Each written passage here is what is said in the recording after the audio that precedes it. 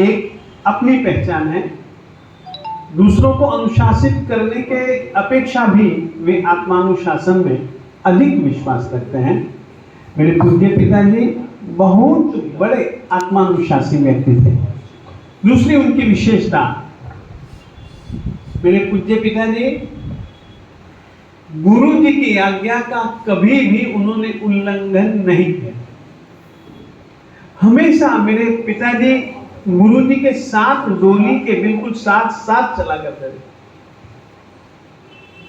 गुरु जी महाराज विजय समुद्र सुरेश्वर जी महाराज साहब जी की सेवा में हमेशा तत्पर रहने वाले एक मुनि भगवंत थे। जब उनसे पूछा गया, वे तपश्चर्या तो करते ही थे, तपश्चर्या के साथ में मौन की साधना भी क्या करते थे। उन्होंने 51 दिन जो उपवास किए वो मौन पूर्वक किए, 61 दिन जो उपवास किए वे भी मौन पूर्वक किए। 71 उपवास की जो साधना प्रारंभ की वो भी मौन पूर्वक। सचमुच में मौन और तपस्या एक उनकी खास पहचान। वे हमेशा हाथ में माला रखा करते, वे खूब जाप किया करते थे। ये जप साधना, ये तप साधना, ये चारित्र साधना सचमुच में एक उनकी अनूठी थी। गुरु सेवा की साधना सचमुच में वो तो अप्रतिम थे।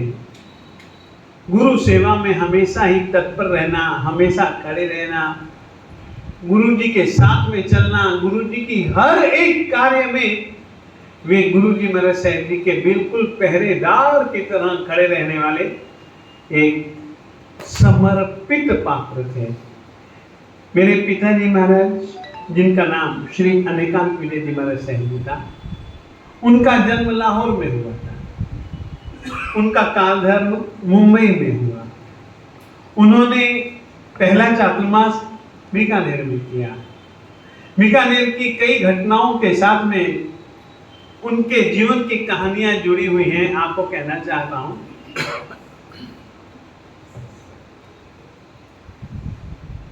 पिताजी के पास में गुरुजी आए और पूछा, अनेकांत, बीकानेर वाले कुछ चाहते हैं कि तुम्हारी तपस्या की स्मृति स्वरूप कुछ करें। तो साहब इसके लिए मेरे पास आने की आपको क्या जरूरत है, मुझे बुला लेते, मैं वहां आ जाता। और दूसरी बात, आपको मेरे से इच्छा पूछने की क्या जरूरत पड़ गई साहब? आपकी जो इच्छा वही मेरी इच्छा, आपकी जो आज्ञा वही मेरी आज्ञा। मैं कौन होता हूं अपनी इच्छा बतलाने वाला?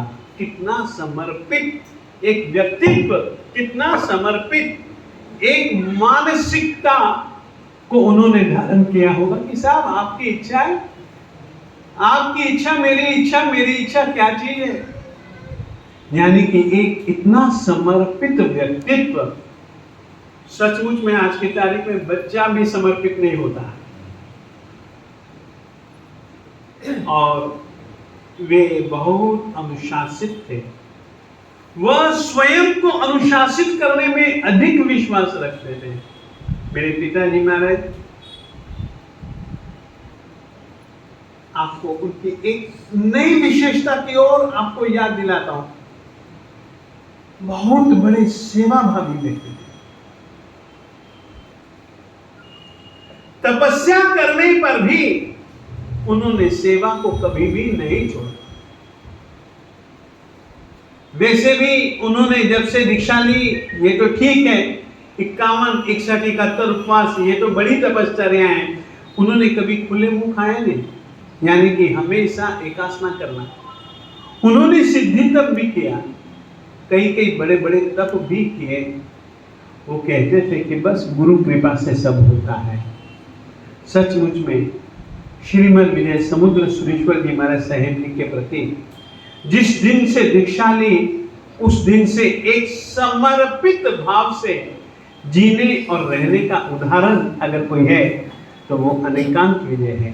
दूसरी बात यह भी कहना चाहता हूं, आज हम अपने आप को याद करते हैं, सब गुरु जी की और पिताजी की कृपा का परिणाम है। उन्होंने बहुत मेहरबानी की।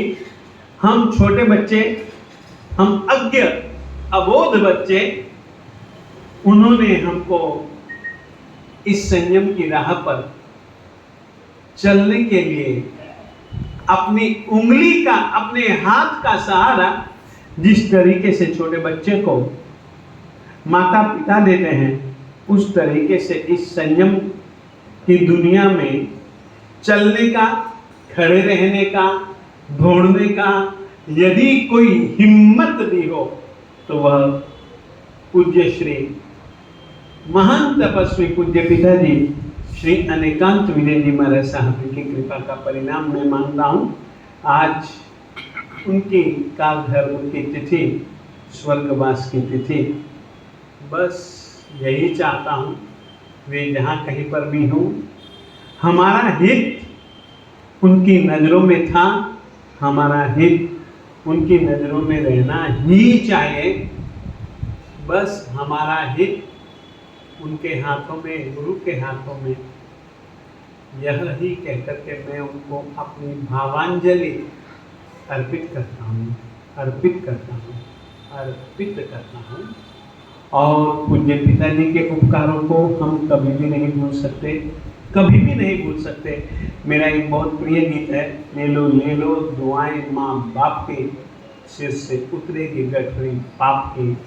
सचमुच में ऐसे महान उपकारी पूज्य पिताजी महाराज साहब की आज 52वीं पुण्यतिथि, 52वीं पुण्यतिथि है। बस खूब उन्होंने जिस मार्ग पर हमको चलाया, खड़ा किया, बढ़ने के लिए अपने उंगली का नहीं, अपने हाथ का सहारा दिया।